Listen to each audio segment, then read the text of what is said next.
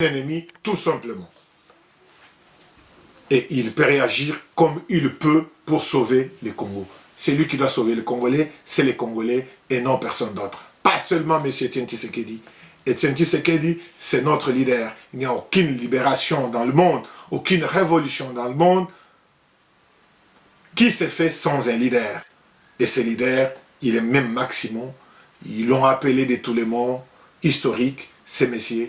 Etienne Tshisekedi. Voilà. Alors, celui-là, il est aux commandes, il a déjà donné l'ordre, il nous a demandé de nous prendre en charge, nous les faisons. Quiconque voit Kamere, qui voit Mende, qu'il sache qu'il est devant son propre ennemi, celui qui n'aime pas sa vie, qu'il appelle Chege, qu'il appelle drogué, lorsqu'il veut avoir ses propres droits. Quels droits? Les droits les plus élémentaires, les droits de vote. Allez aux urnes, votez, pour que ce peuple puisse vous montrer combien il vous a vomi et haï. Mais lorsque tu reviens tout le temps à nous donner des leçons, qu'il y a l'ingérence, les États-Unis, la France, blabla, ils s'ingèrent, le Congo c'est un pays indépendant, c'est un pays autonome, oui. Le Congo, nous les voulons autonomes et indépendants, mais il ne l'est pas. Il ne l'est pas parce que tout ce que vous faites avec votre gouvernement, c'est commandé par le Rwanda, le Burundi, avec Museveni et Kagame. Nous le savons. Pendant que vous allez faire des discours, pendant que vous allez parler des élections au Rwanda, avec votre chef de l'État, soi-disant, ce n'est pas de l'ingérence. Lorsque le Rwanda vous donne des ordres à faire, ça, ce n'est pas de l'ingérence. Lorsque les États-Unis contribuent pour le maintien de la MONUSCO au Congo avec autant de millions, vous les prenez, vous mettez dans vos poches, il n'y a pas l'ingérence. Lorsque la France donne des aides au Congo, la Belgique et tout ce pays, là, tout va bien, l'ingérence, les mots là ne sortent jamais. Mais lorsque ces mêmes États reviennent pour vous dire, respectez, dis-moi, votre propre peuple. La démocratie, c'est déjà le respect de son peuple. Le respect de son peuple. Pourquoi ces jeunes sont devenus chégués? Ils sont chégués parce que le gouvernement congolais est irresponsable d'encadrer les gens qu'il a fait tuer leurs propres parents. Il y en a qui ont perdu leur père à cause des sida. Aujourd'hui, qui peut être géré avec beaucoup de médicaments qui sont sortis. En Afrique du Sud, en Angola, c'est un programme déjà qui est sur pied et qui est soutenu par PNUD et plusieurs organisations. Certains enfants, ils ont perdu leurs parents dans des guerres, multiples guerres que vous organisez avec les Rwandais et vos complices. Ces enfants, ils se retrouvent dans la rue.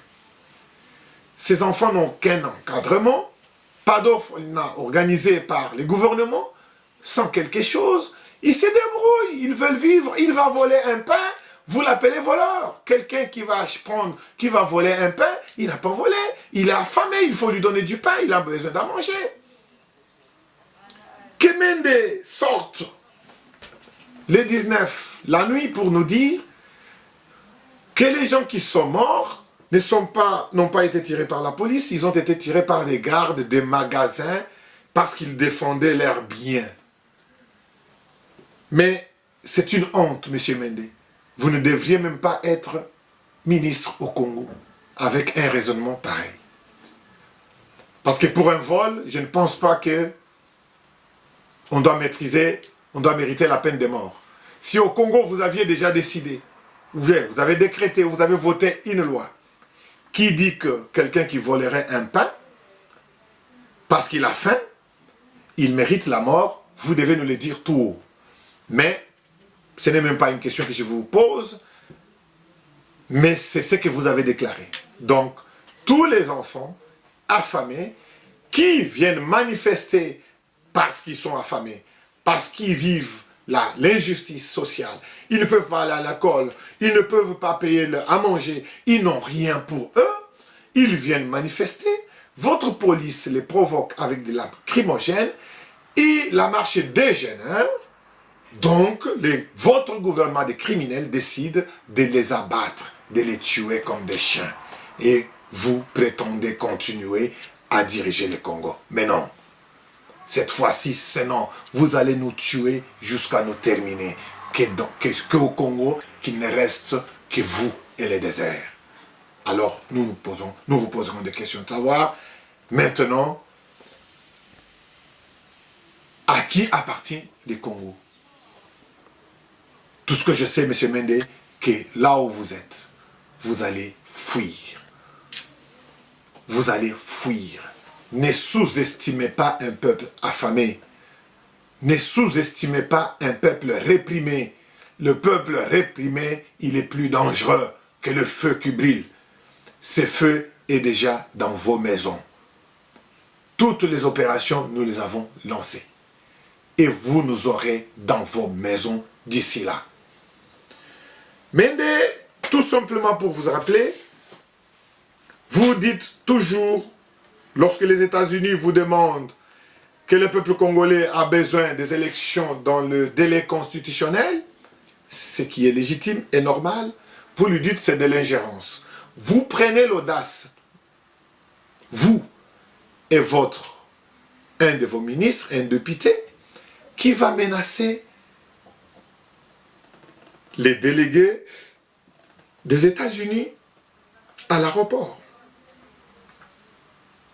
Ces gestes que vous avez faits, vous devez les payer en diplomatie. Ça, vous avez touché à la haute magistrature des États-Unis. Je vais vous dire pourquoi les États-Unis, la France et tout ce pays ne peuvent pas vous laisser. Déjà, Mende, moi je pense que c'est une insulte que vous faites aux Congolais.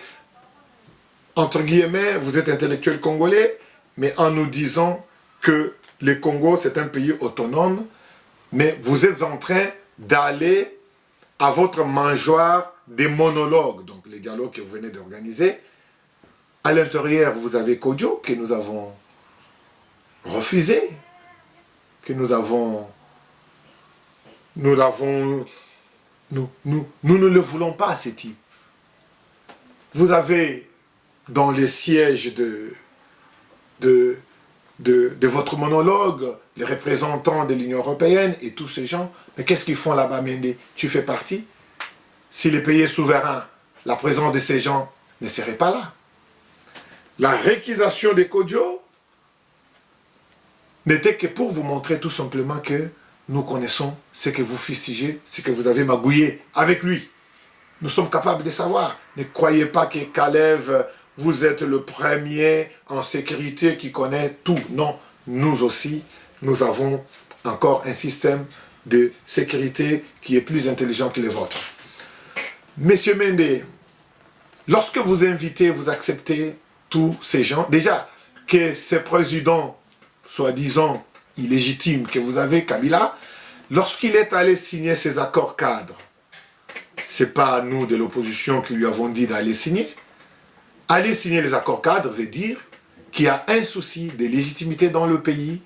Il n'y a pas la légitimité parce qu'on est garant de la nation lorsqu'on a tout comme signature. Kabila n'a pas aujourd'hui la signature définitive de tout ce qui se passe au Congo. C'est pourquoi il doit aller signer les accords cadres. Mais ce n'est pas à moi de vous donner ces leçons, vous les connaissez. Mais je vous les donne parce que vous faites sourd de rôle, vous prétendez ne pas les reconnaître. Mais au jour d'aujourd'hui, je vous regarde dans les yeux pour vous dire que vous êtes un monsieur qui ne respecte pas son propre peuple. Le Congo, il a été mis sous tutelle. Le Congo, il n'a pas la souveraineté. Pour le Congo, les gens sont morts. Ils ne sont pas seulement morts que les Congolais. Ce message, j'adresse à toi, Mende, qui nous ramène toujours à la souveraineté du Congo, et aussi à Kodjo, entre parenthèses. Monsieur Kodjo, Monsieur Mende, pour les Congo, le 18 septembre 1961, le deuxième secrétaire général des Nations Unies a laissé sa peau. Il est mort. Mais il n'est pas mort seul. Il est mort avec 15 autres